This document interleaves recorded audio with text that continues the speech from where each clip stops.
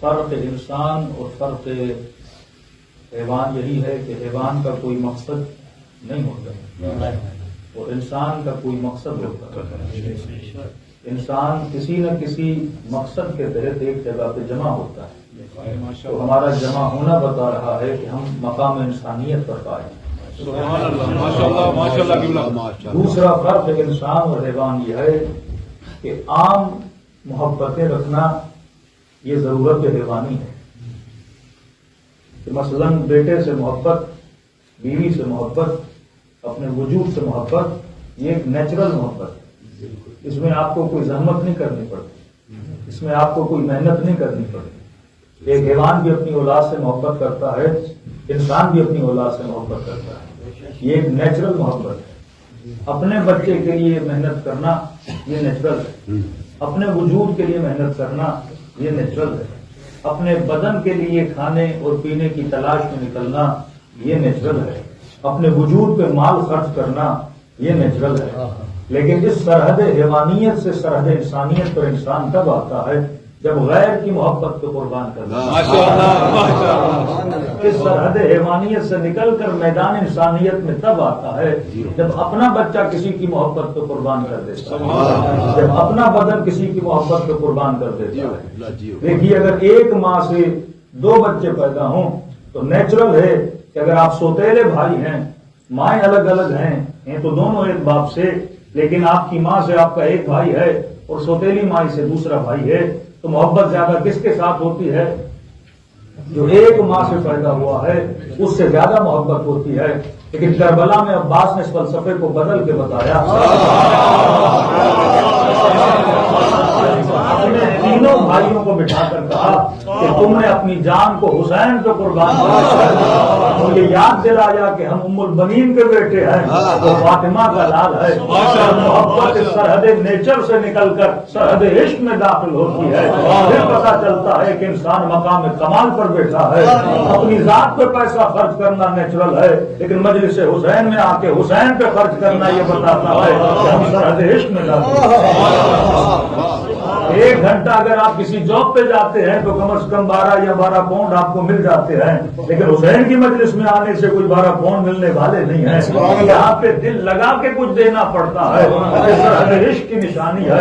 حسین ہمیں انسان بنانا سکھاتے ہیں.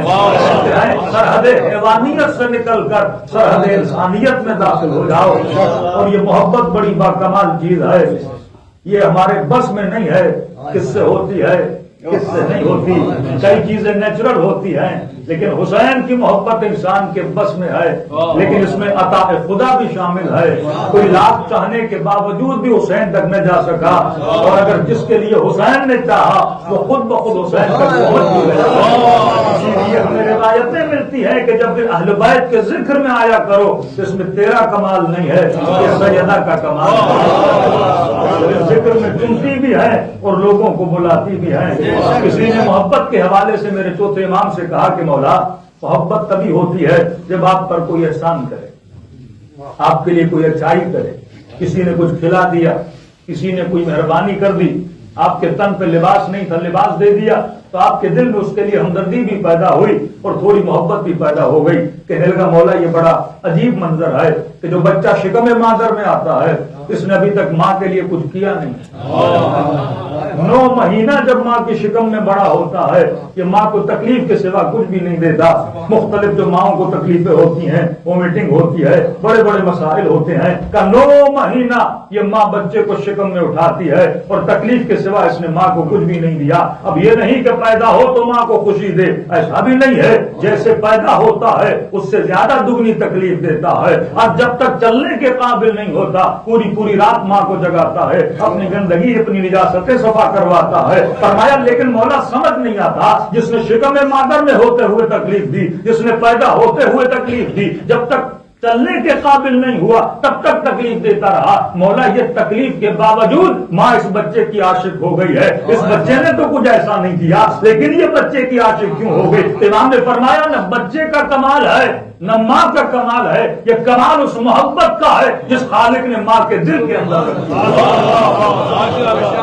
اگر ہم مجلس اہل بیت میں آئے ہیں، اگر ہمارے اندر عشق خدا ہے اور عشق اہل بیت ہے، اس میں ہمارا کمال نہیں ہے، یہ اس محبت کا کمال ہے جس نے ہمارے دل کے اندر رکھی ہے۔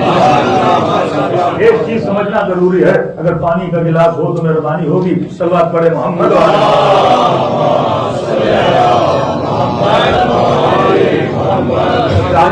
آپ کی نسلیں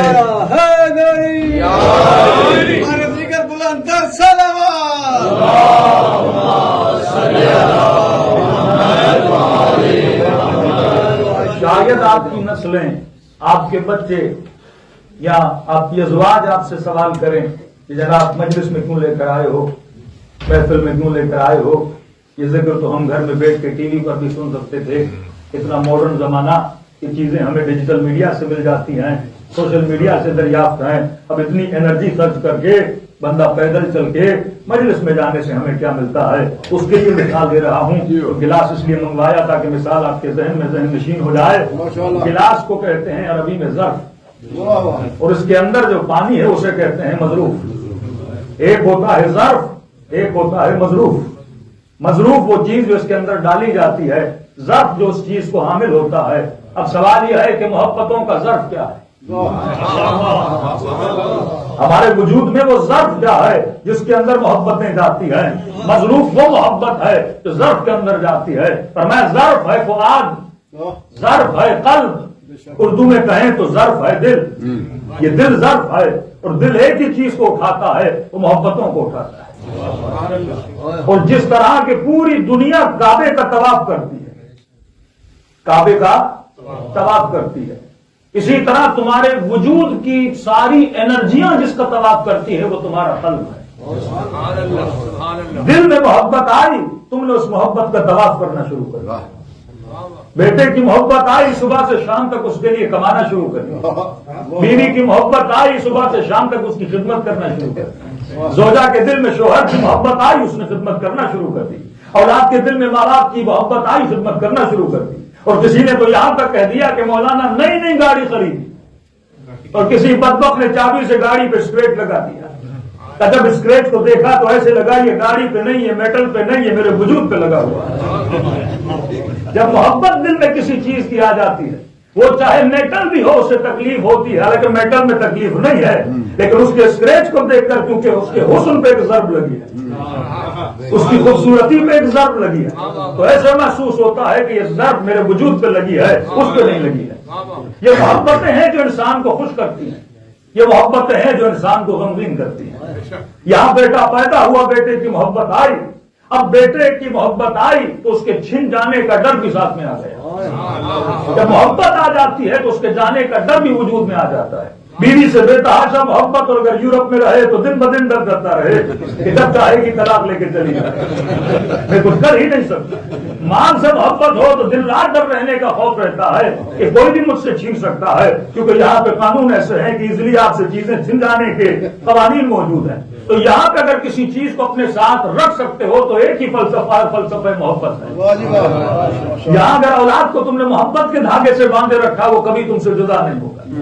یہاں بیوی کو محبت کے دھاگے سے باندھے رکھا وہ کبھی تم سے جدا نہیں ہوگی۔ یہاں بیوی نے شوہر کو محبت کے دھاگے سے باندھے رکھا وہ کبھی اس سے جدا نہیں ہوگی، کیونکہ یہ محبت ہے جو انسان کو جوڑتی ہے، اور وہ نفرت ہے جو انسان کو جدا کر دیتی ہے۔ اور اگر کوئی کسی کو چھوڑتا بھی ہے، ضروری نہیں کہ نفرت کی وجہ سے چھوڑے، کوئی شاید کسی اور محبت کی وجہ سے چھوڑ رہا ہے۔ اگر ہور نے یزید کے لشکر کو چھوڑا اور پہلے یزید کے لشکر کے ساتھ تھا، اگر اس کے ساتھ تھا تو اس کا مطلب کوئی نہ کوئی محبت تھی جو جڑی ہوئی تھی، یا اقتدار کی محبت ہوگی، یا مال کی محبت ہوگی، یا کسی سیٹ کی محبت ہوگی۔ اور اگر اس محبت کو چھوڑ کے حسین کی محبت میں گرفتار ہوا تو یقیناً اسے حسین کی محبت اعلیٰ لگی ہوگی۔ اگر کربلا میں کوئی اپنا بچہ قربان کر رہا ہے تو اس کا مطلب یہ نہیں اسے اپنے بچے سے محبت نہیں ہے، وہ محبت اپنی جگہ پر ہے، لیکن جب اعلیٰ محبت آتی ہے تو قاسم قربان ہو جاتا ہے۔ جب اعلیٰ محبت آتی ہے تو عباس بھائیوں کو قربان کر دیتے ہیں۔ ایسا نہیں کر لیتے عباس کو اپنے بازوؤں سے پیار نہیں ہے، اپنے بدن سے پیار نہیں ہے۔ کون سا انسان ہے جو اپنے بدن سے پیار نہ کرے؟ پیار ہے، لیکن جس پہ عباس بازو قربان کر رہے ہیں اس سے زیادہ پیار ہے۔ تو ہم نے جس چیز کی کوشش کرنی ہے وہ محبت کے درجے کو بڑھانے کی کوشش کرنی ہے۔ محبت جب اعلیٰ درجے پر آتی ہے تو پھر وفا جنم لیتی ہے۔ محبت جب اعلیٰ درجے پر آتی ہے تو پھر ادب جنم لیتا ہے۔ باپ کی محبت ہوگی تو ادب ہوگا، شوہر کی محبت ہوگی تو ادب ہوگا، ماں کی محبت ہوگی تو ادب ہوگا، عالم کی محبت ہوگی تو ادب ہوگا، حسین کی محبت ہوگی تو ادب ہوگا۔ اور محبت جتنی زیادہ تو صرف حسین کا ادب نہیں، حسین کی زری کا بھی ادب ہے، عباس کے علم کا بھی ادب ہے۔ وہ فرش جس وہ حسین کی زمین پر لگا ہے اس کو بھی بندہ چومتا ہے۔ دیکھیے دنیا کا سارا چکر ہے نسبت کا۔ ابھی شعر پڑھا کسی ہندو کا، تو کسی ہندو نے سوال کیا کہ آپ مسلمانوں کا فلسفہ ہماری سمجھ میں نہیں آتا کہ ہم بتوں کو چومیں تو ہم کافر، ہم پتھر کو چومیں تو ہم کافر، ہم بدعتی کہلائے، ہم مشرک کہلائے، ہم کافر کہلائے۔ کہ سمجھ آپ مسلمانوں کی بھی نہیں آتی، آپ بھی تو سارا دن پتھروں کے پیچھے ہو۔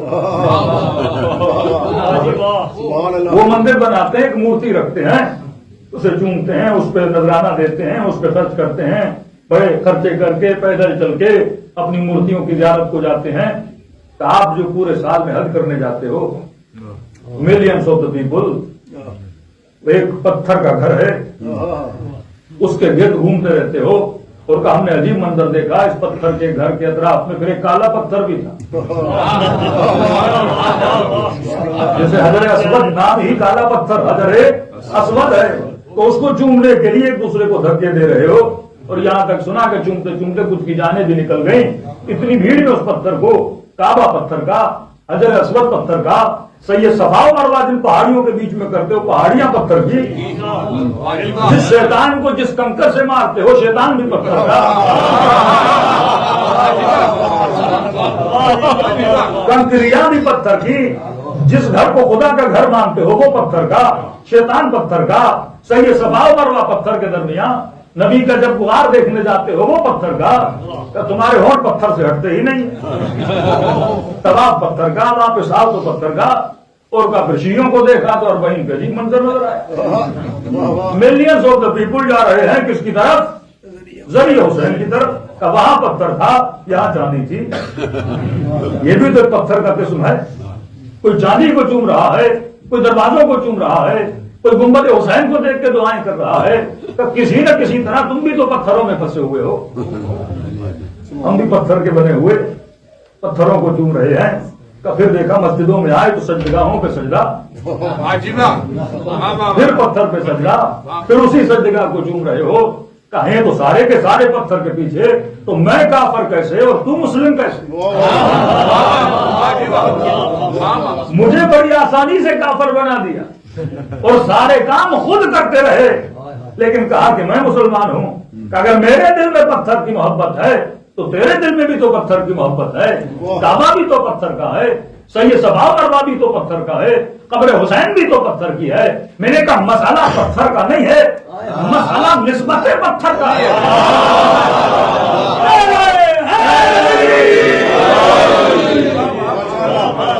نسبت اگر عاقلانہ ہو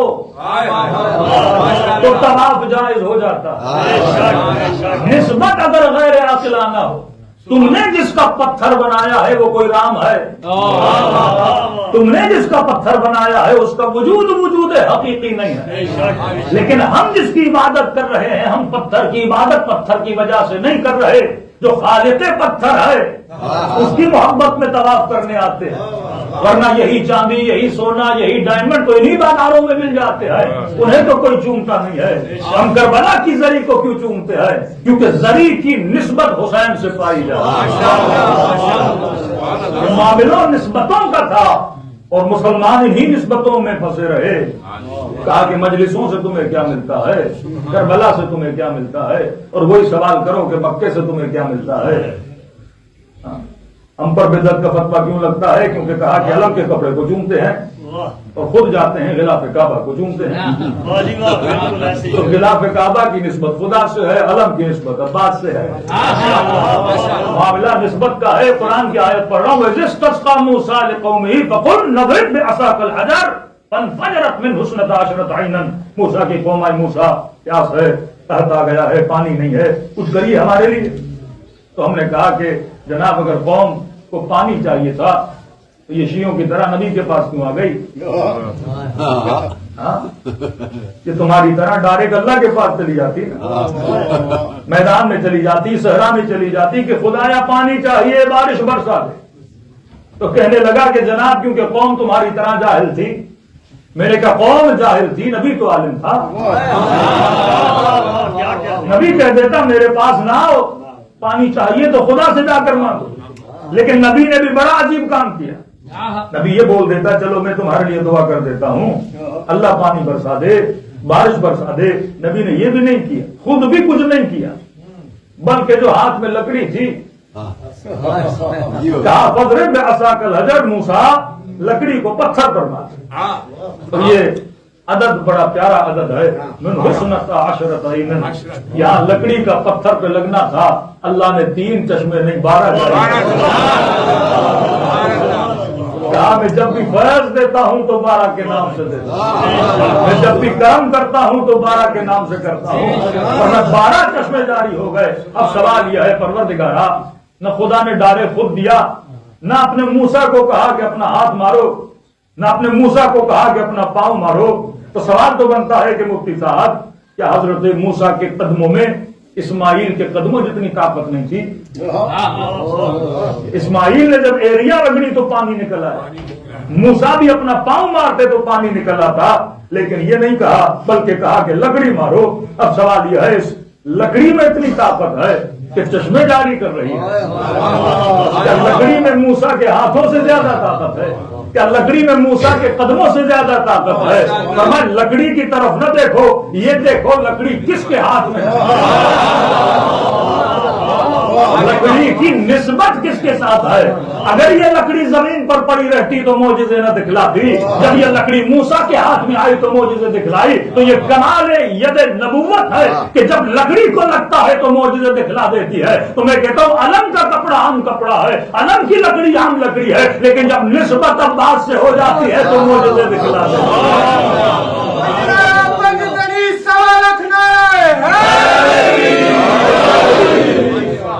اعجاز الہی جو ہوتا ہے یہ نسبتوں کی وجہ سے ہے۔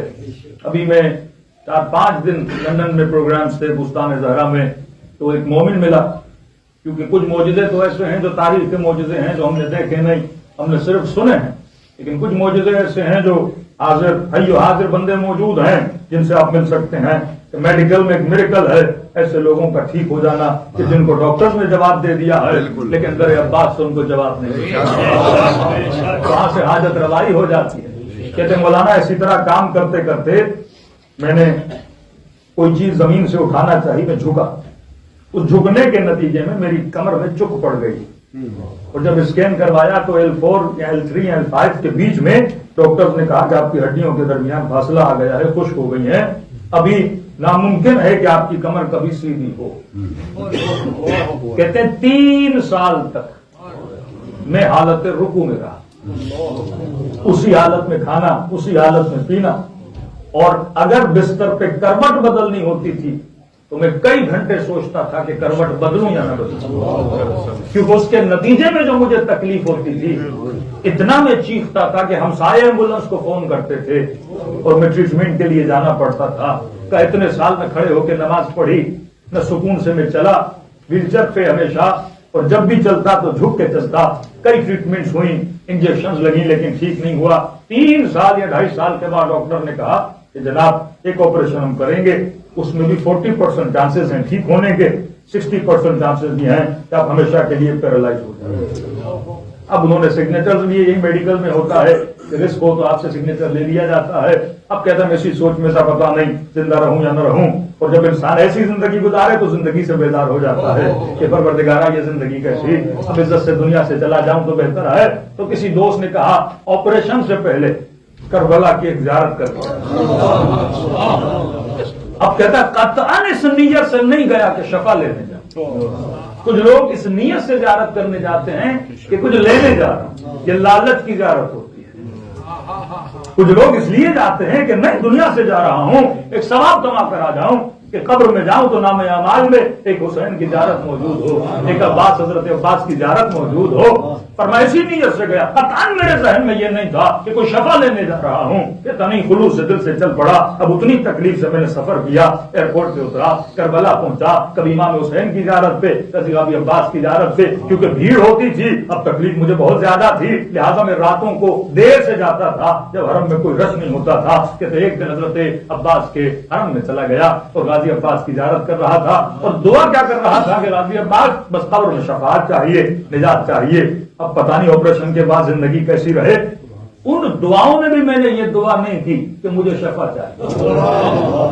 میرے لیے شفا یہی تھی کہ جو موت آئے وہ ایمان پر آ جائے، جنت میں آپ کا ساتھ چاہیے۔ دنیا تو انسان کی ویسے ہی گزر جانی ہے۔ کہتا ایک دن غازی عباس کی زری کو چوم کے واپس پلٹ رہا تھا، کیونکہ ادب کا تقاضا تھا، میں نے کبھی پیٹھ غازی عباس کی طرف نہیں کی تھی، لیکن کہتا وہاں پہ میں دیکھتا تھا عراقی عرب آتے تھے، دوسرے ایرانی آتے تھے، لیکن وہ اتنا ادب اور احترام جتنا پاکستان اور ہند میں پایا جاتا ہے ظاہر اتنا نہیں ہوتا، عقیدت ہمارے یہاں کچھ زیادہ ہے۔ تو کہتا ہے کہ ایک عرب تھا، میں نے دیکھا وہ اپنے بازوؤں کو بھی زری سے مس کر رہا ہے، وہ اپنے بدن کو بھی زری سے مس کر رہا ہے، کبھی ہاتھ لگا کے سینے پہ، کبھی شکم پہ۔ تو میں محسوس کیا کہ جتنے بیمار ہیں وہ اپنے اعضاء کو غازی عباس کی زری سے کیا کرتے ہیں، مس کرتے ہیں۔ اب اس نے دیکھا کہ میں چہرہ غازی کی زری کی طرف ہے اور پیٹھ پچھلے دروازے کی طرف ہے اور ایسے مڑ مڑ کے واپس آ رہا ہوں۔ وہ عرب تھا، قد کا لمبا تھا، پرانا عربی لباس اس نے پہنا ہوا تھا، اور اس نے کہا کہ ظاہر اس طرح کیوں پلٹ رہے ہو؟ میں نے کہا ادب کی خاطر۔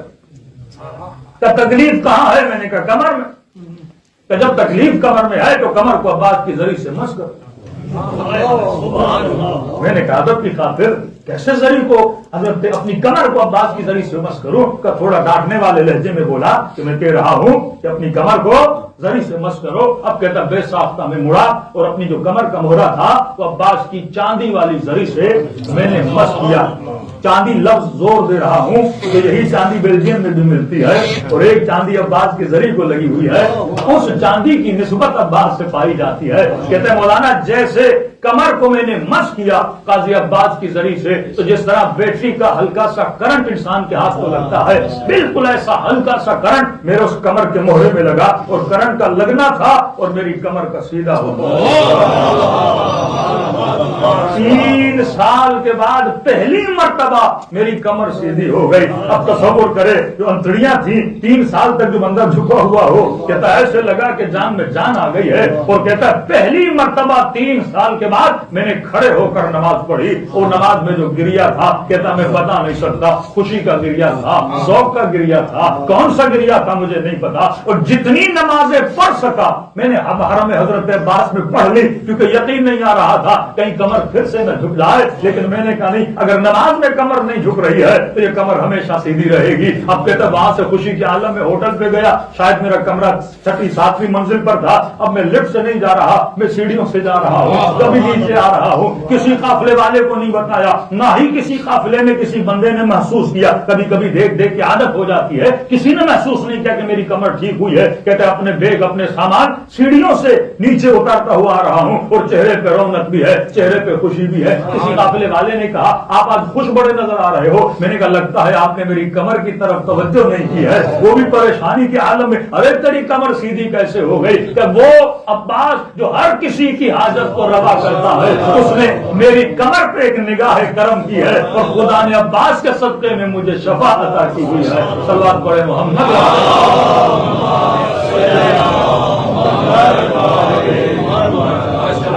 یہ کمال اس چاندی کا نہیں تھا، یہ کمال اس نسبت کا تھا۔ اگر موسیٰ کی لکڑی چشمے جاری کر سکتی ہے، ذریعہ عباس بھی معجزے دکھلا گئے۔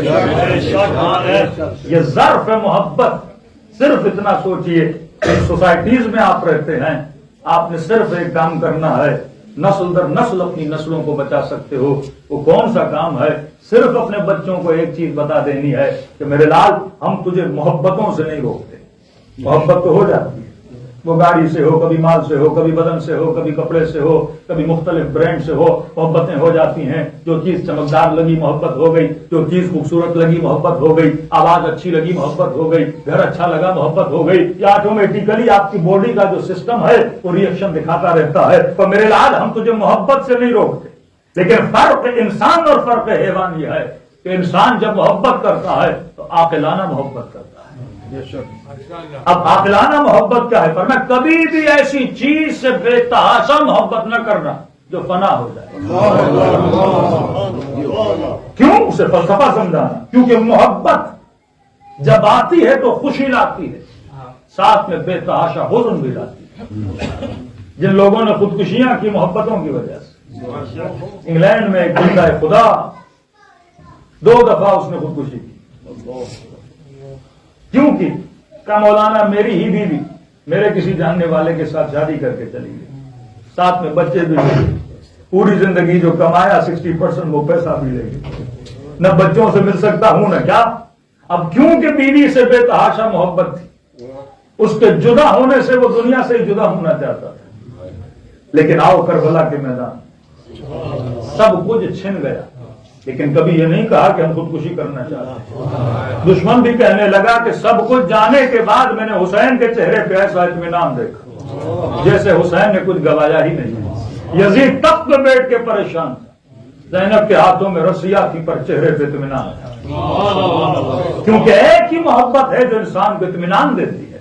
ہم محبت کر بیوی سے، اولاد سے، لیکن یہ محبت اس لیول پہ نہ جائے کہ جب چھن جائے تو تیرے وجود کا سکون تباہ ہو جائے. اگر کسی محبت کے جانے پہ تجھے پریشان ہونا چاہیے وہ محبت محمد اور آل محمد.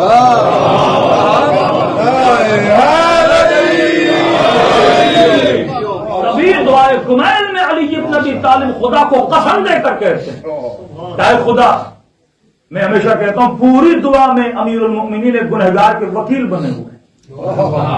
کیا خدا اس نے گناہ کیا شہوت کی وجہ، اس نے گناہ کیا جہالت میں، اس نے گناہ کیا دنیا کی لالچ میں، یعنی وکیل بنے ہوئے ہیں یہ ثابت کرنے کے لیے خدا اس نے گناہ تو کیے ہیں لیکن سارے گناہ جہالت میں کیا ہے، اس نے کوئی بھی گناہ تیری دشمنی میں نہیں کیا، ایک بھی گناہ. پھر کہتے ہیں خدا جب تیری دشمنی میں نہیں کیا تو یہ تیرا دوست ہے، اور تم نے خود قرآن میں وعدہ دیا ہے تو جہنم کو دشمنوں سے بھرے گا، دوستوں سے نہیں بھرے گا.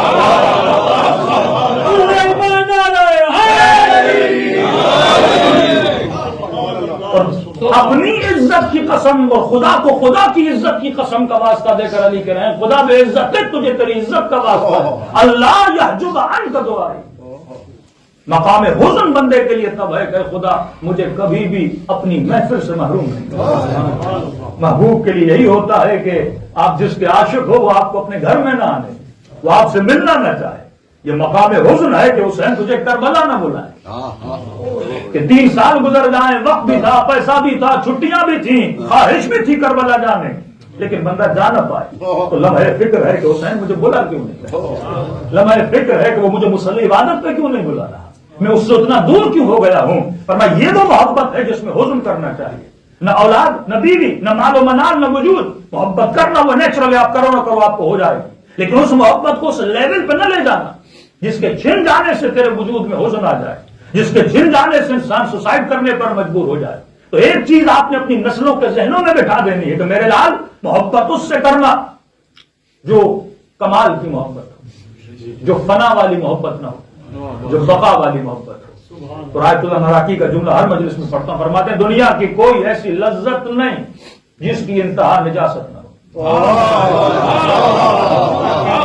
دنیا کی کوئی ایسی لذت نہیں جس کی انتہا نجاست نہ ہو. یہ پانی پیو گے انتہا نجاست ہے، کھانا کھاؤ گے انتہا نجاست ہے، لذتیں نکالو گے انتہا نجاست ہے. پر میں ایسی لذتوں کے عاشق نہ بنو جن کی انتہا نجاست ہے. زندگی کے سروائیول کے لیے ان چیزوں کو رکھو کیونکہ ضرورت بدن ہے، لیکن عاشق نہ بننا. کہا پھر کس لذت کے عاشق بنے؟ کہا ایسی لذت کے عاشق بنو جس کی ابتدا بھی نور ہو، جس کی انتہا بھی نور ہو.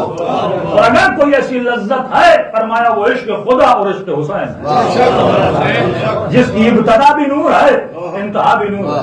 دوسرا فلسفہ جو خدا نے آپ کی وجود کے اندر سرشت کے اندر رکھا ہوا ہے کہ ہر انسان عاشق کمال ہے، ہر انسان پرفیکشن کو پسند کرتا ہے، نقص کو کوئی پسند نہیں کرتا.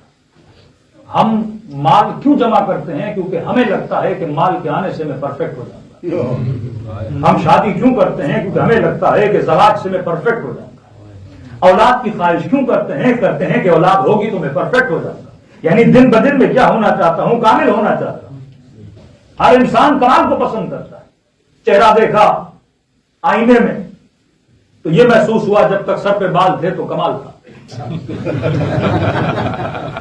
بال نہیں تو شاید کمال چلا گیا۔ اب اس کمال کو حاصل کرنے کے لیے مختلف آپریشن کے پیچھے، یہاں سے بال لگاؤ، وہاں سے بال لگاؤ۔ اگر فلسفہ بدل جائے نا، اگر آپ غلط چیز کو کمال سمجھنے لگو کہ بندے خدا آج بال لگا لیے کل پھر تو جانے، چاہے تم گھٹنے لوہے کے لگا دو، ایک دن بیٹھ تو جانا، ایک دن دنیا سے تو جانا۔ کتنے بھی حسین چہرے رکھ لو ایک دن مرجھا جائیں گے، کتنے بھی خوبصورت پھول لاؤ ایک دن مرجھا جائیں گے۔ بہترین سیب گھر میں لے کر آؤ، بیٹے کو مثال دو، بیٹا یہ سیب ہے، فریش سیب ہے، رکھو، 2 دن کے بعد دیکھو گے مرجھا جائے گا۔ بہترین پھول لاؤ گے مرجھا جائے گا۔ یہ دنیا ہمیں کیا بتا رہی ہے کہ نہ دن کو کمال ہے نہ رات کو کمال ہے، دن میں رات ہو جانا ہے، رات میں دن ہو جانا ہے، نہ کسی موسم کو کمال ہے، نہ سردی ہمیشہ سردی رہے گی، نہ گرمی ہمیشہ گرمی رہے گی۔ اب ٹائم لائن کا فرق ہے، لیکن ایک نہ ایک دن ہر چیز کو کیا ہو جانا ہے، ختم ہو جانا ہے۔ اور اصل ڈپریشن، انزائٹی کی وجہ بھی یہی ہے کہ انسان جس چیز کو کمال سمجھ لیتا ہے اس کے جانے سے جبکہ سمجھتا ہے کہ میں بے کمال ہو گیا تو انسان ڈپریشن میں چلا جاتا ہے۔ جون رنگ کا کالا تھا، دنیا سمجھتی تھی کہ با کمال نہیں، اور کہنے لگا مولا لوگ یہ کہتے ہیں کہ تیرا رنگ کالا ہے، لوگ یہ کہتے ہیں تیرے بدن سے بو آتی ہے۔ حسین نے کہا جون دنیا کو چھوڑ دو، میں دعا کرتا ہوں قیامت کے دن جب تو آئے گا تیرا چہرہ انہی تانے دینے والوں سے زیادہ سفید ہوگا۔ مثال کیا دے رہے ہیں کہ کمال دنیا نہیں ہے، کمال کیا ہے، آخرت میں ہے۔ یہاں بڑے سے بڑا نبی بھی ہو جس مٹی میں چلا جاتا ہے، اصل کمال وہ ہے کہ وہاں اٹھایا جائے۔ اور کہتے ہیں کہ جب شہادت کربلا کے بعد لاشیں اٹھانے کے لیے آئے تو لوگ کہتے ہیں ہمیں ایک جگہ سے بڑی خوشبو آ رہی ہے، اور جب آگے بڑھے تو یہ بدن کسی اور کا نہیں ہے، جون کا بدن۔ اصل کمال یہ ہے کہ مرنے کے بعد تمہارے لہو سے اور بدن سے کیا آنے لگے، خوشبو آنے لگے۔ ایک ریسرچ بتا رہا ہوں آپ کو، یو کے کی ریسرچ ہے، 2018 اور 21-22 کے درمیان انہوں نے دیکھا کہ وہاں پہ جو یوتھ ہیں تقریباً 18 سال سے لے کے 25 سال تک جو جوان بچے اور بچیاں ہیں ان کے اندر ڈپریشن ہائی لیول کا ہے۔ بھائی ڈپریشن کیوں ہے؟ پیسہ نہیں ہے کہے، انجوائمنٹ نہیں ہے کہے، گاڑی نہیں ہے کہے، کیا مسئلہ ہے؟ سب کچھ ہے لیکن پھر بھی ڈپریشن ہو تو پاکستانیوں کو ہو، ڈپریشن ہو تو انڈیا والوں کو ہو، ہمارے ملک میں رہنے والوں کو ہو تو ان کے پاس کچھ بھی نہیں، وہ خوش ہیں، راتوں کو کرکٹ کھیل رہے ہیں، ہوٹلوں پہ چائے پی رہے ہیں، اور ان کے پاس سب کچھ ہے لیکن پھر بھی ڈپریشن کا شکار ہے۔ تو اس کی وجہ کیا ہے؟ مال ہے، دولت ہے، گاڑی ہے، فیسلٹی ہے، سب کچھ حکومت دے رہی ہے۔ پھر جب ریسرچ کی پتا چلا ڈپریشن کی وجہ ہے انسٹاگرام، ڈپریشن کی وجہ انسٹاگرام۔ ابھی انسٹاگرام میں ایسا کیا ہے کہ بندے کو ڈپریشن ہو جائے؟ پھر اس میں انہوں نے ریسرچ کہا یہ اکثر خواتین، مائیں بہنیں مجلس میں آئی ہیں، ذرا غور سے سنیں، کوئی فیمنسٹ ہے تو وہ نہ سنیں۔ کہا کہ اکثر خواتین جو انسٹاگرام میں اپنی پکچرز کو اپلوڈ کرتی ہیں ان میں 3-3, 4-4 فلٹر لگتے ہیں۔ کئی مومنین کہتے ہیں مولانا آپ کے ساتھ فوٹو نکلوانا ہے، تو وہ کوشش کرتے ہیں کہ فوٹو آئی فون سے نکلے یا فوٹو لیٹرز جو سیمسنگ کا کوئی نوٹ ووٹ ہے اس سے نکلے، کوئی موبائل تو موبائل ہے، کہیں مولانا وہ فوٹو اچھا نکلتا ہے، مطلب جناب کو اپنی شکل پسند نہیں ہے، آئی فون جب فلٹر لگائے گا تو اسے اپنا خود بھی اچھا لگے گا، بار بار کہتا ہے یہ پکچر بڑی اچھی آئی ہے، لیکن اپنا چہرہ آئینے میں دیکھے تو شاید اس کو اچھا نہ لگے۔ کہا کہ 3 فلٹر لگا کے یہ نوجوان بچیاں بچے اپنے فوٹو انسٹاگرام پہ کیا کرتے ہیں، اپلوڈ کرتے ہیں۔ اب جب 3 طرح کے فلٹر لگتے ہیں تو اسے مزہ آتا ہے اپنے چہرے کو دیکھ، کتنا حسین ہوں میں، کتنی حسین ہوں میں، کتنی خوبصورت ہوں میں۔ اب کہا کہ 24 گھنٹے انہی پکچرز پہ کمنٹ آ رہے ہیں، انہی پکچرز پہ ریویوز آ رہے ہیں، اس بیس پہ وہ خوشی ہو رہی ہے جو بیس فیک ہے، اس بیس پہ خوشی مل رہی ہے جو جھوٹ ہے۔ اب اس جھوٹ کے عیا ہونے سے اسے ڈپریشن ہوتا ہے، اس جھوٹ کے کھل جانے سے اسے ڈپریشن ہوتا ہے۔ اب رات کو موبائل دیکھا تو بڑی خوبصورت، صبح کو اٹھ کے جب آئینے میں چہرہ دیکھا تھا یہ کون ہے؟ آئینے میں موبائل میں کوئی اور، آئینے میں کوئی اور کا، اس کی وجہ سے کیا ہو گیا؟ ڈپریشن ہو گیا۔ اب ان کے ڈپریشن کے خریدار پھر مارکیٹ میں موجود ہیں، جنہوں نے بیوٹی کی دکانیں کھولی ہوئی ہیں، کبھی سوئیوں کے ذریعے، کبھی کریموں کے ذریعے، کبھی بیوٹی آپریشن کے ذریعے سے، یعنی فیک بیوٹی۔ اب کتنا انسان خود کو بیوٹی کرے، کتنا انسان خود کو خوبصورت کرے، کیونکہ حسن کا معیار جب انسان بنانے لگے، کسی نے کہا کہ ہونٹ بڑے ہوں تو خوبصورت، کسی نے کہا کہ گال موٹے ہوں تو خوبصورت ہے، ابھی اپنی باڈی کے پارٹس کو کبھی ادھر کبھی ادھر کرتا رہے۔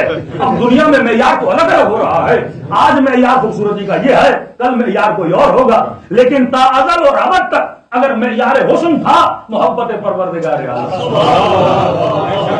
وہ حسن جو حسن حقیقی ہے۔ کسی نے امام سے پوچھا کہ مولا چہرہ نورانی کروں تو کیا کروں؟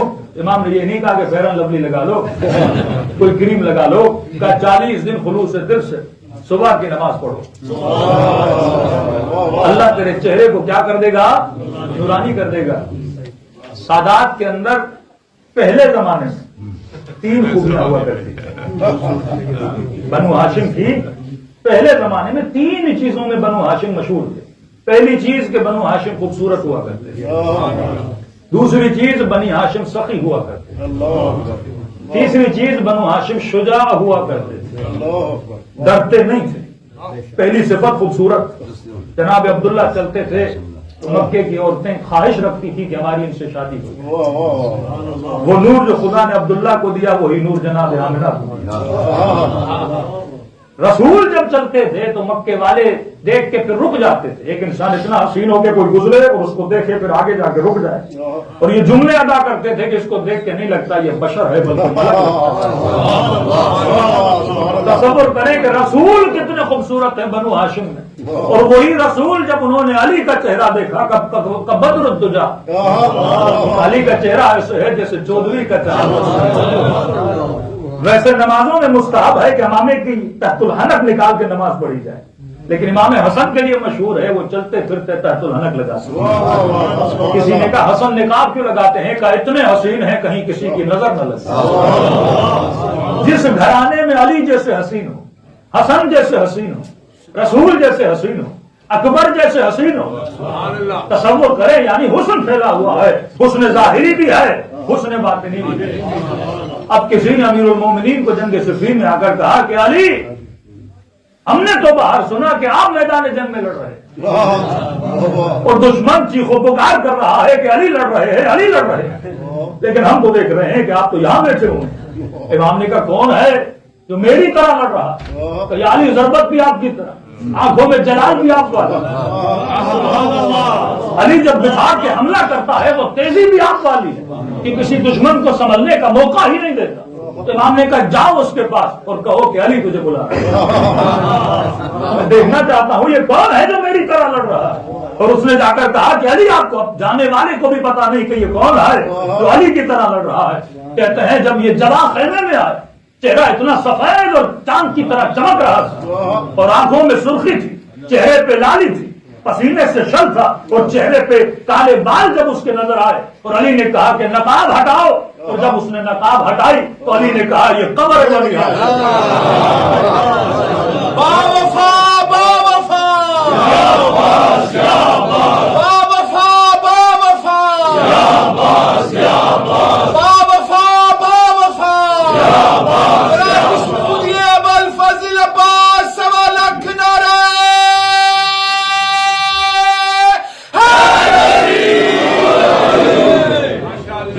علی جیسا حسین قمر کرے، تصور کرے وہ کتنا حسین ہو۔ جب بھی کسی معصوم کی قبر پہ جائیں اس کے سارے فضائل اس معصوم کی زیارت میں ہو۔ اگر ان ٹوٹل اگر اہل بیت کی فضیلت پڑھنی ہو تو زیارت جامع کبیرہ جس کے اندر سارے فضائل ہیں، لیکن فضائل کے بھی درجات ہوتے ہیں، محبت اور معرفت کا مقام الگ الگ ہوتا ہے۔ ایک شخص امام کے پاس آیا، کہا علی مولا آپ کو بوت راک کیوں بولا جاتا ہے؟ امام نے کہا کیونکہ بچپن میں زیادہ مٹی میں بیٹھتا تھا، مٹی کے ساتھ زیادہ علی کا اٹھنا بیٹھنا تھا، لہذا مجھے بول دیا گیا کہ یہ ابو تراب ہے۔ وہ چلا گیا، دوسرا ہے یا علی آپ کو ابو تراب کیوں بولا جاتا ہے؟ امام نے کہا کیونکہ میں نے ہاتھوں سے آدم کی مٹی کو گوندا تبھی مجھے ابو تراب بولا جاتا ہے۔ یہ چلا گیا تو تیسرے نے سوال کیا یا علی پہلا آیا تو کہا میں مٹی میں بیٹھتا تھا، دوسرا آیا تو اسے کہا کہ میں آدم کی مٹی کو گوندا تھا، فرمایا کنت ولیا وآدم بین الماء والطین، اس وقت سے ولی تھا جب آدم پانی اور مٹی کے درمیان تھا۔ اسے اس لیے کہا کیونکہ اس کا ظرف چھوٹا، اگر اسے بولتا مٹی گوندی وہ فوراً مجھے خدا بنا دیتا، فوراً کافر ہو جاتا، لیکن دوسرے کو کہا کہ میں نے مٹی گوندی ہے کیونکہ وہ امامت کی معرفت کو رکھتا تھا، اسے پتا تھا کہ ولایت کا کام کیا ہے اور ولایت کا مقام کیا ہے، لہذا میں نے اسے بتا دیا۔ تو جب عوام کے ظروف الگ الگ ہوتے ہیں تبھی ہمارے مس انڈرسٹینڈنگ پیدا ہو جاتی ہیں۔ میں معراج کی مجلس پڑھ رہا تھا، کسی نے کہا مولانا ہم نے مجلس میں سنا کہ رسول خدا معراج پر گئے اور علی پہلے پہنچے ہوئے، کہا پھر امیر المومنین کا مقام تو بڑا ہو گیا۔ میں نے کہا یہ مسئلہ محبت کا ہے، تمہیں سمجھ نہیں آ رہی، مسئلہ محبت کا ہے، اگر محبت سمجھ میں آ جائے تو ہر چیز سمجھ میں آ جائے۔ یہ فکر وہابیت کے اگر زری سے شفا مل گئی تو کہا یہ کافر ہو گئے، تو کہتے ہیں پتھر معجزے دکھلاتا ہے، لیکن جب نسبت اور محبت کی بات آ گئی تو بات سمجھ میں آتی ہے۔ میں نے کہا مسئلہ محبت کا ہے، کہا کہ یہ بات درست ہے کہ جب امیر المومنین سے کلام ہوا علی کی آواز تھی، میں نے کہا 100% یہ بات درست ہے۔ نبی بھی کیا پریشان ہوئے تھے کہ علی مجھ سے پہلے آ گئے؟ میں نے کہا پریشان نہیں ہوئے تھے، انہوں نے خدا سے ایک سوال کیا۔ میں نے کہا سوال سے پہلے ایک حدیث سنا دوں کہ جب نبی دعائیں کرتے تھے تو لوگوں کو علی کا واسطہ دے کر دعا کرتے تھے، جب بھی کوئی دعا کرتے تھے خدا کو علی کا واسطہ۔ اب حدیث لمبی اس میں نہیں جانا چاہ رہا، لیکن امیر المومنین نبی سے سوال کیا کہ یا رسول اللہ لوگ اعتراض کرتے ہیں کہ آپ میرا نام کیوں لیتے ہیں، جیلسی بھی پیدا ہو جاتی ہے بعض لوگوں، آپ کسی اور کا نام کیوں نہیں لیتے؟ اصحابی کالنجوم ایہم اقتدیتم اہتدیتم، سارے کے سارے ستارے ہیں مسلمانوں کی نگاہوں میں، سب برابر ہیں، تو آج اس کا نام لیا، کل اس کا، ایکوالٹی بھائی، مساوات، مرد اور عورت برابر، تو دو صحابی بھی تو برابر ہو سکتے ہیں نا، آج اس کا نام دیا کل اس کا نام دے دیں، اب اس پہ بھی لفظ ایکوالٹی آیا، اس پہ بھی پوری مجلس ہو سکتی ہے، لیکن ماحول جشن کا ہے تو میں اس موضوع میں داخل نہیں ہو رہا۔ کہا کہ یا رسول اللہ کبھی اس کا کبھی اس کا، تاکہ مسئلہ حل ہو جائے، تو رسول نے فرمایا علی مسئلہ کسی کے نام لینے کا نہیں ہے، آپ کا بھی نام لیتا ہوں تو آپ کی وجہ سے نہیں لے رہا۔ علی جب دعا کے لیے ہاتھوں کو بلند کرتا ہوں تو دیکھتا ہوں میرے بعد خدا کو سب سے زیادہ محبوب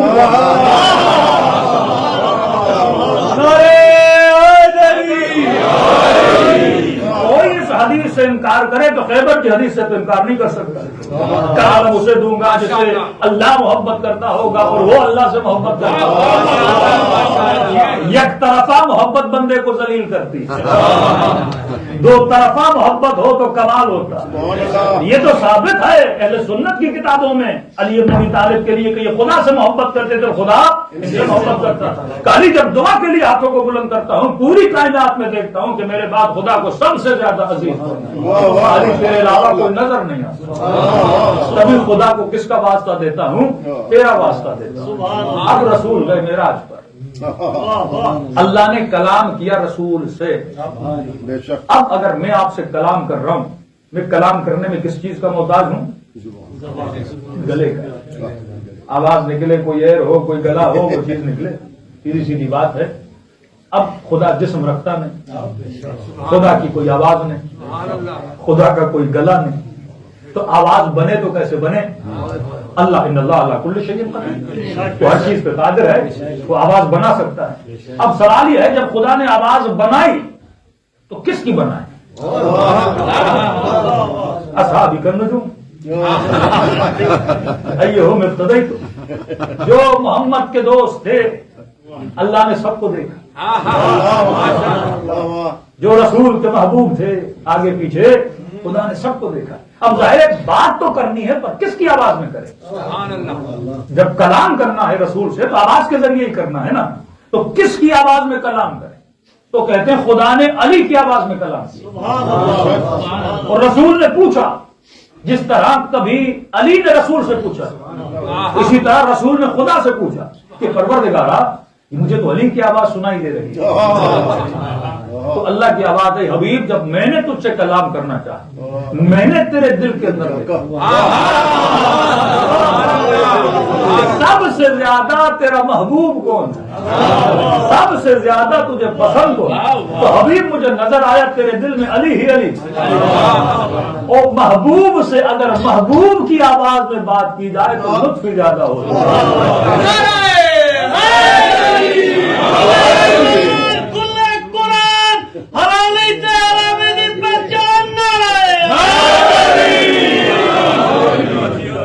اب حلالی اور حرامی کی بات آئی،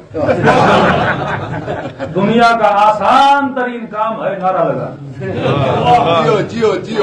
دنیا کا آسان ترین کام ہے نعرہ لگانا۔ کراچی کی ایک مجلس سے ایک مومن باہر آ رہا تھا تو ہاتھ اس کے اوپر، لوگوں نے کہا کہ جناب کیا ہوا، ہاتھ اوپر ہے؟ کہا کہ ذاکر صاحب نے بولا جو حلالی ہیں وہ ہاتھ اوپر کریں،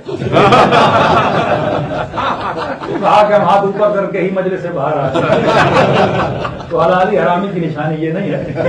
اب ظاہر نعرے مروانے کے لیے ہم اپنی نئی نئی روایتیں گھڑنا شروع کر دیں، میری مجلس چمک جائے تو میں کہوں جو حلالی ہاتھ اوپر کر، جناب ہم نے نہیں کیا تو کیا کوئی حرامی بن جاتا ہے؟ نبی نے حلالی اور حرامی کی جو نشانی بتائی ہے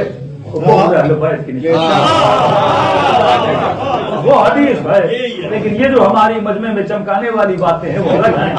ہمیشہ کہتا ہوں دنیا کا آسان ترین کام ہے نعرہ لگانا، اور کراچی کا بہت پیارا جملہ جو اردو میں بیان کرتا ہوں، فرماتے ہیں کہاں یا علی کہنا اور کہاں علی کے ساتھ رہنا، یا علی کہنا دنیا کا آسان طریقہ، لیکن علی کے ساتھ رہنا دنیا کا مشکل طریقہ۔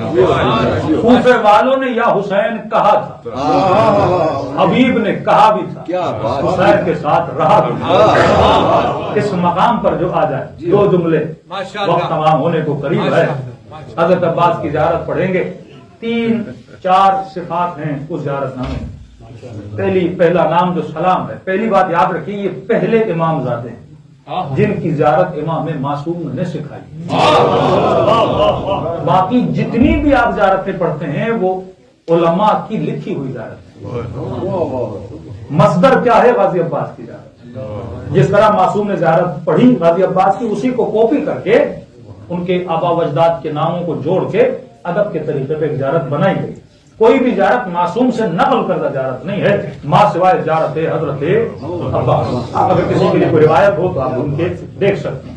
اب ہم زیارتوں میں کہتے ہیں بے ابھی انتم و امی، مولا حسین میری جان آپ پہ قربان، غازی عباس میری جان آپ پہ قربان، لیکن کتنا بڑا مقام ہے کہ امام معصوم کہے کہ عباس میری جان تجھ پہ قربان۔ چھٹے امام فرماتے ہیں کہ میری جان عباس تجھ پہ قربان۔ اور امام حسین نے جب سر گود میں لیا تھا تو اس وقت بھی کہا تھا کہ عباس میری جان تجھ پہ قربان۔ یہ مقام اعلیٰ ترین مقام ہے۔ پھر پہلا سلام السلام علیکہ ایھا عبد الصالح، ابراہیم دعا کر رہے ہیں خدا مجھے داخل فرما عباد الصالحین، سلیمان دعا کر رہے ہیں خدا مجھے عباد الصالحین میں شامل فرما، لیکن عباس کے لیے نہیں کہا کہ شامل فرما، کہا یہ عبد صالح ہے۔ ہماری نماز کی ہر آخری رکعت میں تشہد کے بعد ہر مومن عباس کو سلام کرتا ہے، اللہ عباد الصالحین، اور یہ عبد صالح کہ ہر نماز میں عباس پہ سلام ہو رہا ہے، ہر نماز میں عباس کا ذکر ہو رہا ہے۔ اب عبد صالح کیوں ہے؟ صالح ہونے کی وجہ کیا ہے؟ فرماتے کیونکہ عباس تو مقام تسلیم پر تھا، دوسری صفت مقام تصدیق پر، تیسری صفت عباس تم نے وفائے عہد کی، چوتھی صفت عباس حق کے راستے میں چلتے ہوئے ذرہ برابر تو جھجکا نہیں۔ مقام تسلیم، صرف اشارہ کر رہا ہوں، صرف اشارہ کر رہا ہوں۔ ایک اہل سنت کے رائٹر ہیں عبد الفتاح مصر کے، انہوں نے کتاب لکھی علی امیر المومنین، بہت بڑی پیاری کتاب ہے، اور جس کی وجہ سے ان پہ بہتان بھی لگے، شیعہ ہو گیا، یہ ہو گیا، وہ ہو گیا۔ ان کو شہید مفتح ایران نے بلایا، کیونکہ اہل سنت کا عالم اگر امیر المومنین کی فضیلت میں کتاب لکھے کمال ہے، اپنے تو لکھتے ہیں لیکن غیر بھی لکھے، یہ حقانیت کی نشانی ہے۔ ابھی طاہر القادری صاحب نے بھی مسند امیر المومنین لکھی، یعنی یہ سمجھے بہت بڑا کارنامہ ہے اہل سنت، یعنی مسند کسی بھی صحابی کی مسند نہیں، صرف امیر المومنین کو انہوں نے مسند لکھی ہے۔ ان کو بلایا گیا، ان سے سوال کیا کہ آپ نے جتنے امیر المومنین کے خطبے جمع کیے ہیں، جتنے بھی، ان خطبات میں سے کوئی ایک خطبہ ایسا ہے جو علی نے رسول کی موجودگی میں بیان کیا؟ سبحان اللہ۔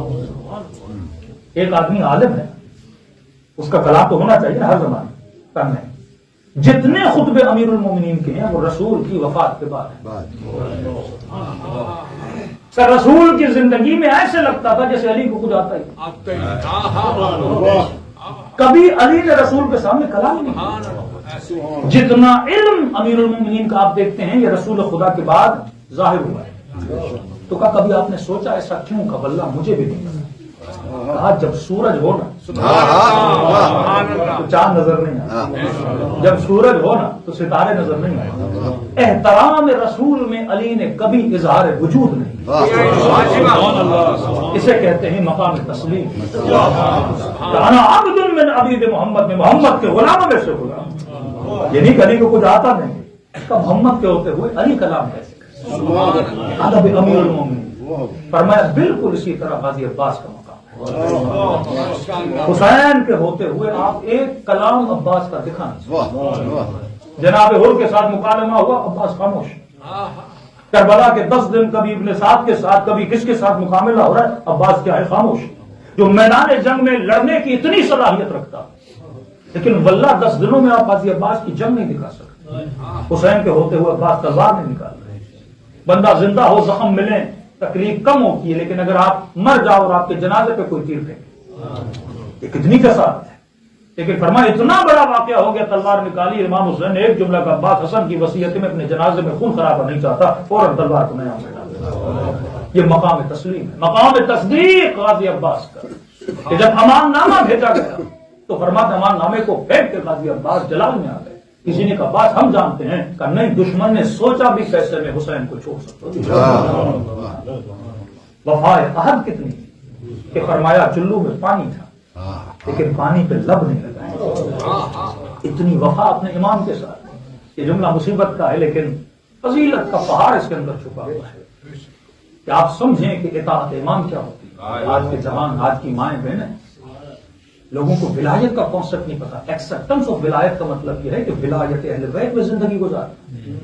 ہم مختلف سسٹموں میں رہتے ہیں، کوئی انڈیا میں رہے گا، کوئی پاکستان میں رہے گا، کوئی بیلجیم میں رہے گا، کوئی UK میں رہے گا۔ جب آپ اس سسٹم میں رہتے ہو تو سمجھو ایک ولایت کے اندر رہ رہے ہیں، اس ولایت کے اندر آپ نے ولایت امیر المؤمنین کے اندر پھر خود کو رکھنا ہے۔ کیا مولانا اپنے بچوں کو اس نظام میں کیسے بچائیں؟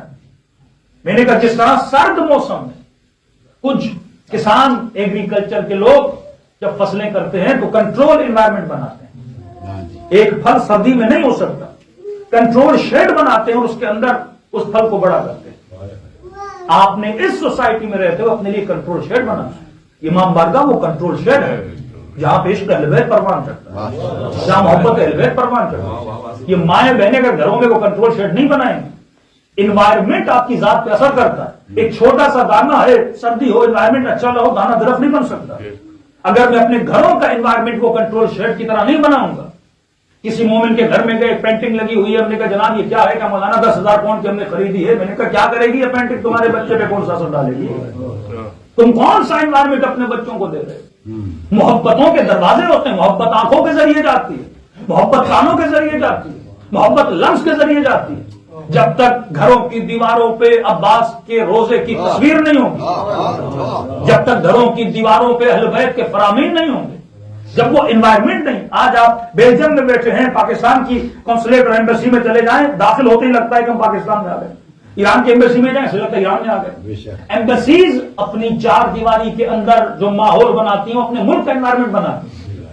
آپ جب تک وہ انوائرمنٹ کریٹ نہیں کرو گے، اور سب سے زیادہ ذمہ داری ہے ماؤں کی ذمہ داری، سب سے زیادہ جو مجھے یہاں پہ ایشو نظر آتا ہے وہ لینگویج کا مسئلہ نظر آتا ہے، کہ باپ اپنے بچے سے اپنی زبان میں بات نہیں کر رہا۔ لینگویج تہذیب کا نام ہے، لینگویج تمدن کا نام ہے، لینگویج سویلائزیشن کا نام ہے۔ لینگویج کلچر کا نام ہے. لینگویج گئی تو یہ ساری چاروں چیزیں چلی جاتی. اور امیر المومنین سے پوچھا مولا آپ کے شیعہ کی نشانی فرما شیعہ عقلمند ہوتا ہے. المؤمن قیس. آپ کو پتا ہے میں بیلجیم جا رہا ہوں, سردی ہے تو ساتھ میں کوٹ اٹھاؤ گے کہ نہیں, لیکن یہاں بچہ پیدا ہونے کے بعد بڑا ہونے کے بعد کہتے مولانا اب کیا کریں بچے کو دیندار بنانا ہے. بھائی جب پیدا ہو رہا تھا تجھے انوائرمنٹ کا پتا تھا کہ نہیں, تجھے ماحول کا پتا تھا کہ نہیں, اس سے پہلے تم نے کوئی پلاننگ کی تھی کہ بچہ پیدا ہوگا, لینگویج کا بیریئر آئے گا, ثقافت کا بیریئر آئے گا, مشکلات آئیں گی, اس کے لیے تم نے کوئی پلاننگ کی کہ نہیں کی. اور اگر بصیرت نہیں تو آپ مومن کیسے ہو؟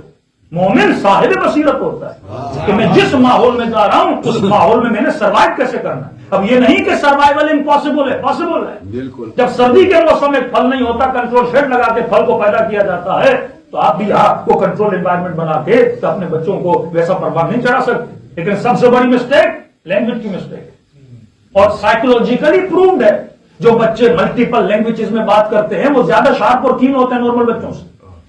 اور یہ آپ کو خدا نے ایک اپرچونٹی دی ہے کہ آپ کے بچے ملٹیپل لینگویجز میں بات کر سکتے ہیں, بڑے ہو کے خود بھی اچھے مسلمان بن سکتے ہیں اور 4 لوگوں کو مسلمان بنا بھی سکتے ہیں. یعنی بڑی آسانی سے وداؤٹ اینی انویسٹمنٹ آپ کو بچہ 4-5 سال میں ملٹیپل لینگویج سیکھ سکتا ہے. لیکن شرط یہ ہے کہ ماں اس سے اپنی زبان میں بات کرے, باپ اس سے اپنی زبان میں بات کرے. گھر آئے تو آپ جو ٹی وی لگاتے ہیں اس ٹی وی میں آپ کی اپنی لینگویج ہونی چاہیے. یہ ایک پورا ٹریننگ سیشن ہے آپ کی نسلوں کے لیے. اگر آپ اس نگاہ سے دیکھیں کہ جب میرا بچہ 6-7 سال کا ہو تو وہ ملٹیپل لینگویجز میں کیا کرے, کلام کرے اور باتیں کرے.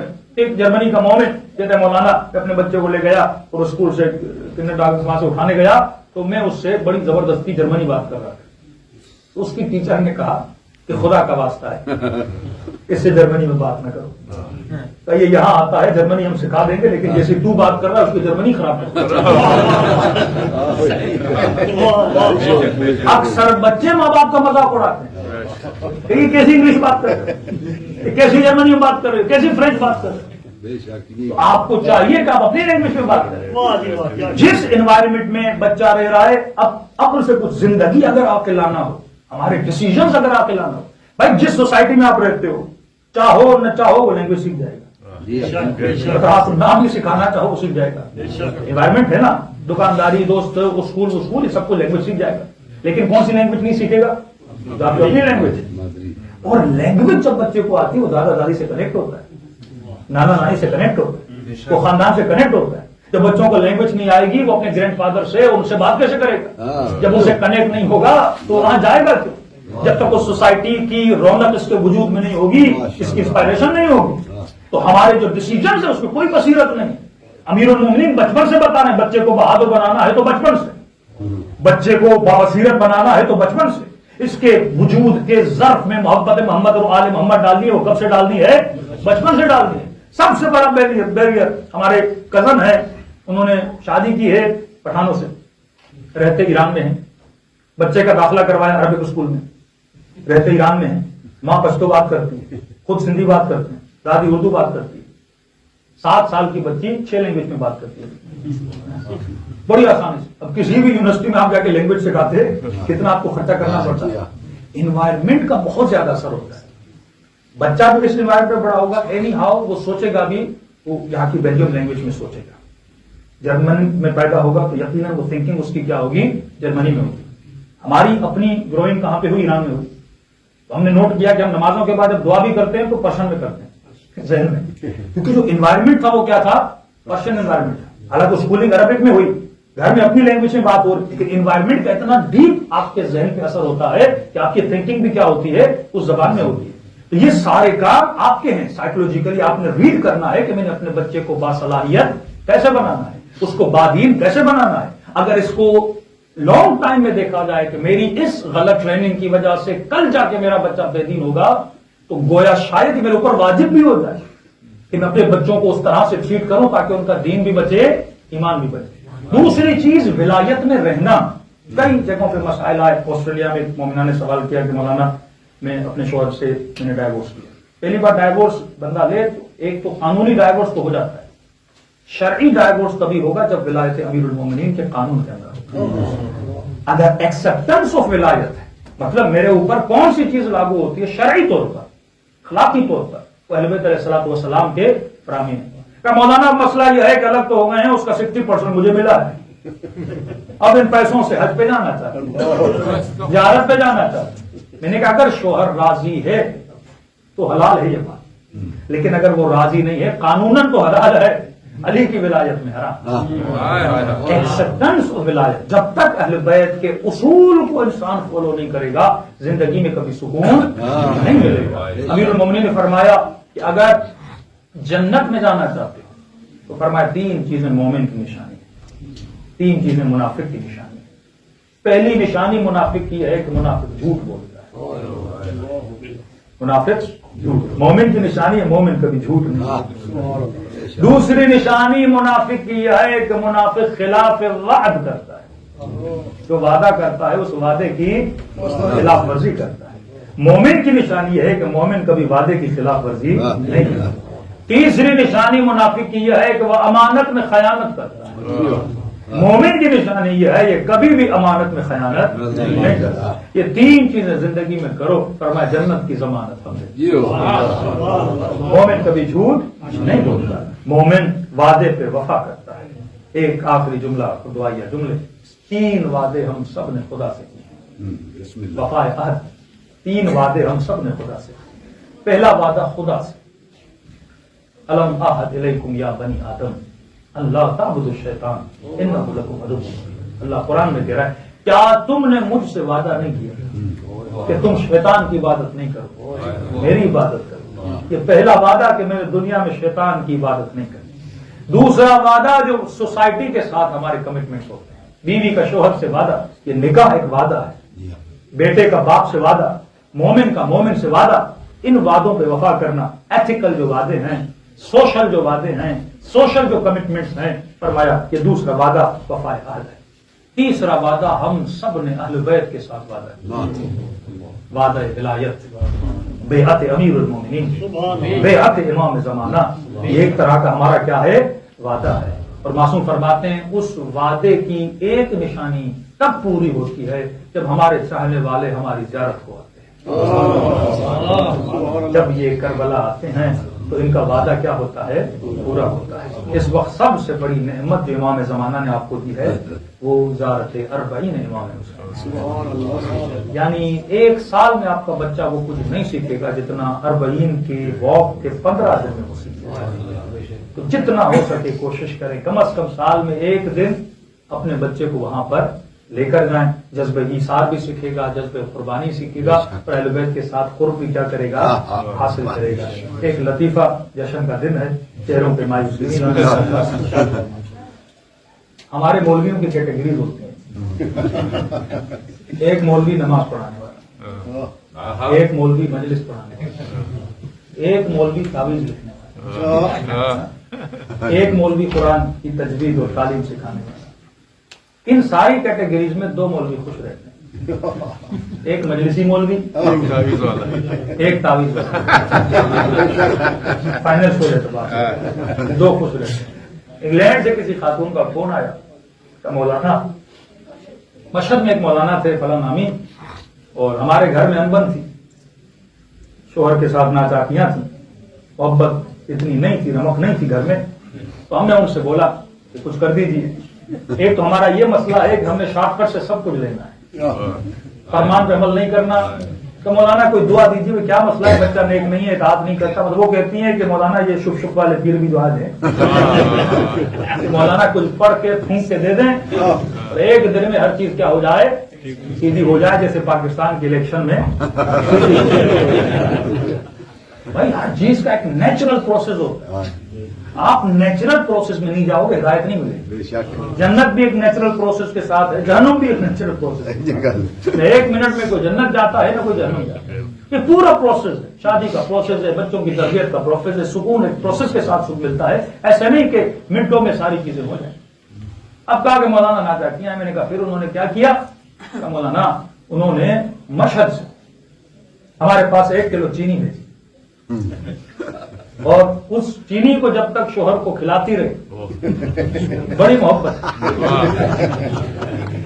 میں نے کہا پھر بھی کھلاؤ، مسئلہ کیا ہے، چینی تو ہے مارکیٹ سے لے لو، نہیں وہ شف شف والی چینی، وہ پڑی ہوئی چینی، اس سے بڑا اثر تھا. لہٰذا ہم نے سنا کہ آپ بھی ماشاءاللہ اچھے خاصے مولانا ہیں, تو ہم نے کہا کہ وہ چینی آپ بھیج دیں. تو کہا مولانا گھبرائیے نہیں, نذرانہ اچھا خاصا ہوتا ہے. کتنا دیا تھا آپ نے؟ کہا مولانا ہم نے 500 پاؤنڈ دیے, 1 کلو چینی. میں نے کہا یہ تو ہم سے بھی آگے نکل گئے. گھر پہ بیٹھے چینی, نہ کوئی محنت, نہ کوئی مجمع کو کنٹرول کرنا, نہ کوئی بات کرنا, نہ کوئی سفر. چینی لی اور 500 پاؤنڈ چینی لی. اب ہم نے ظاہر ہے مولوی کو کا خیال رکھنا پڑتا. ہم نے ان کے کاروبار پہ کوئی خراب تو نہیں کیا, لیکن میں آپ کو سمجھا رہا ہوں کہ ماجرا کیا تھا. میرا چینی تو ہم نے بھیجی نہیں, کیونکہ ہمیں وہ پڑھائی کرنا آتی نہیں. اصل مسئلہ ہے امیر المومنین اور اہل بیت کی فرامین پر عمل نہ کرنے.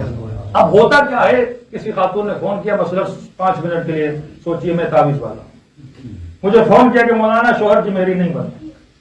ہم نے کہا ٹھیک ہے, کیا ماجرا ہے کیا نہیں ہے, اس کی تھوڑی روٹین پوچھ لی, انہوں نے بتا دیا. کہا ٹھیک ہے ہم کچھ پڑھ کے دیتے ہیں انشاءاللہ, یا ودود کا ذکر کریں گے چینی پہ. اللہم بدل بینہما, جیسے تم نے آدم اور حوا کو ملایا تھا. ہر شادی کے شروع میں دعا ہوتی ہے, 6 مہینے میں طلاق تو پھر بھی ہو جاتی ہے. دعاؤں سے کیا ہوتا ہے بندے خدا, دعا کے ساتھ دوا بھی ہونی.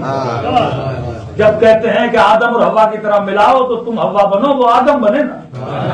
جب کہتے ہیں حضرت خدیجہ اور رسول کی طرح ملاؤ تو تم خدیجہ بنو, وہ محمد کے کردار میں بھی تو آئے.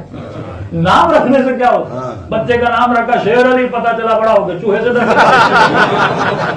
نام رکھنا دنیا کا آسان ترین کام ہے. اس نام والی صفت کو پیدا کرنا. نام بھی اس لیے بولا جاتا ہے تاکہ نام رکھو, دن بھر اسے شیر بلاؤ گے شاید شیر ہو جائے.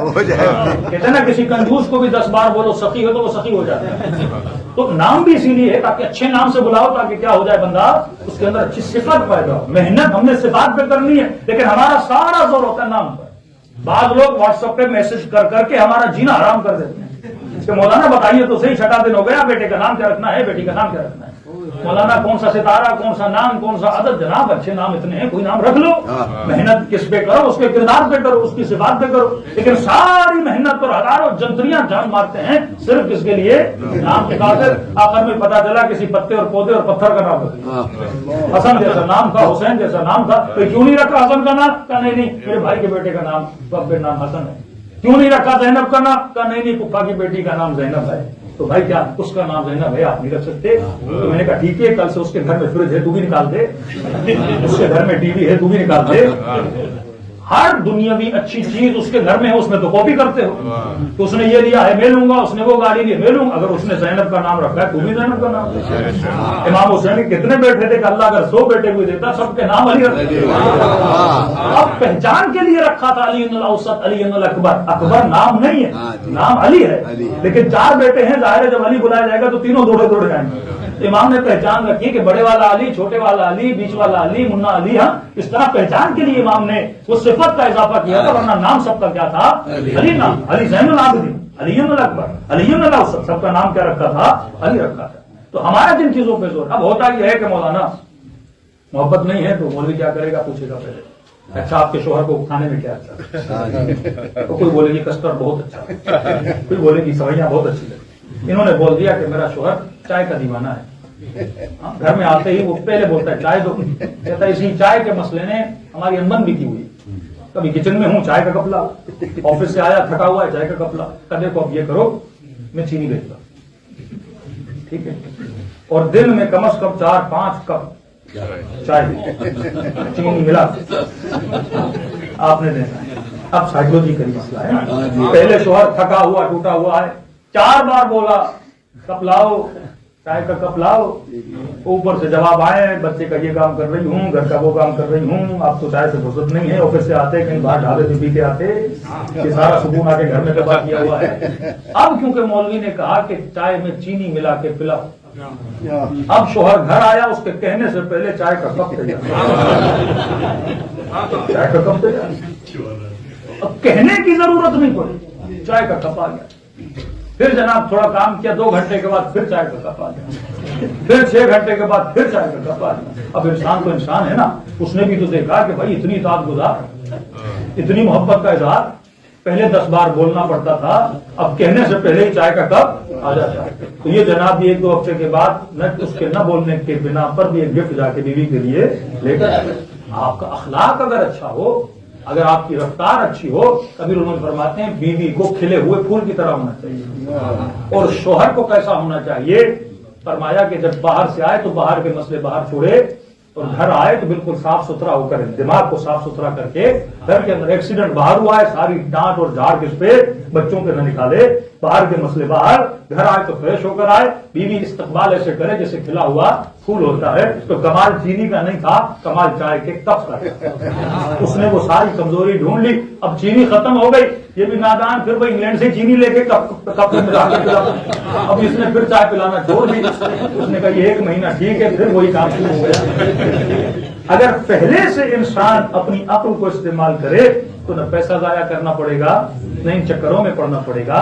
اصل ہے ہمارا کردار، اصل ہے ہماری رفتار۔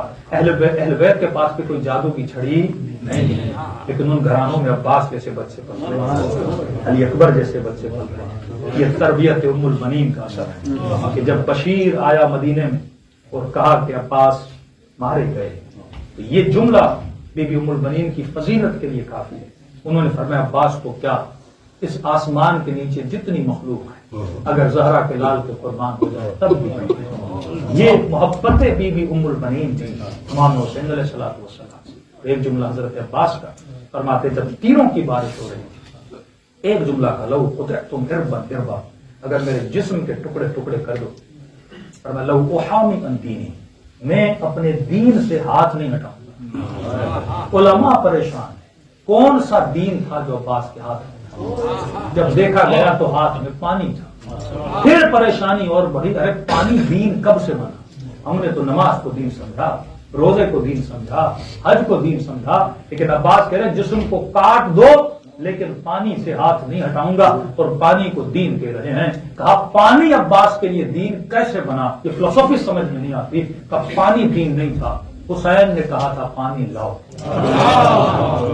حکم امام دین ہے، جب تک حکم امام کو نہیں پکڑو گے تب تک وفائے امام۔ آج ہم نمازیں پڑھتے ہیں، حکم اہل بیت کو کبھی کبھی پامال کر دیتے ہیں۔ میں نے یہ دیکھنا ہے کنفرم میرے مولا نے کیا کہا، کیسے زندگی گزارنی ہے ویسے گزارو، پھر ان کی گارنٹی ہے دنیا کے معاملات کو چھوڑو، پر میں آخرت میں ہم تمہارے ساتھ ہیں، پھر قبر میں بھی شفاعت ہے، پھر برزخ میں بھی شفاعت ہے، پھر جنت میں بھی شفاعت ہے۔ اور کیا کہنا اس جنت کا جس میں حسین ہو، جس میں عباس ہو، جس میں اہل بیت علیہ الصلوۃ والسلام ہو۔ تو اصل مجلسوں کا مقصد اپنے قلب کے ظرف میں محبت محمد اور اہل محمد کو بھرنا، کہ محبت آ جائے گی، یہ کیریکٹر بچوں کے رول ماڈل بنیں گے، اور جب رول ماڈل بنیں گے آپ کے بچے ان کے فالوور بنیں گے۔ پروردگار بحق محمد و آل محمد ہم سب کو اہل بیت کا پیرو بنا، پروردگار ہم سب کو سیرت اہل بیت پر عمل کرنے کی توفیق، ہم سب کے صغیرہ کبیرہ گناہ معاف فرما، جن مومنین نے تعاون کیا ان کی توفیقات میں اضافہ فرما، خدایا ہم سب کے گھروں پر اپنی رحمتوں کو برکتوں کو نازل فرما، ہر طرح کی نظر بد اور پریشانیوں سے ہم سب کو محفوظ، زیارات عالیہ کے متمنی خدا ہم سب کو زیارت نصیب فرما، خدایا ہم ہماری گنہگار آنکھوں کو امام زمانہ کی زیارت نصیب فرما، امام زمانہ کے عوام اور انصار میں شریک فرما، اس کائنات سے ظلم اور ناانصافیوں کے خاتمے فرزند زہرا کا ظہور فرما، پروردگار بحق محمد و آل محمد ہمارے مرحومین کو شہداء کربلا کے ساتھ جو مانگا نہیں مانگا اپنے خزانے قدرت سے نصیب فرما۔ دعا ہمیشہ کریں جناب سلمان فارسی کی دعا، جامع دعا، 4 جملوں کی دعا۔ اے خدا ہم سب کو زبان ذاکر عطا فرما، بدن صابر عطا فرما، دل شاکر عطا فرما، عقل سالم عطا فرما، جو مانگا نہیں مانگا اپنے خزانے قدرت سے نصیب فرما۔ قبولیت کے لیے صلوات پڑھیں۔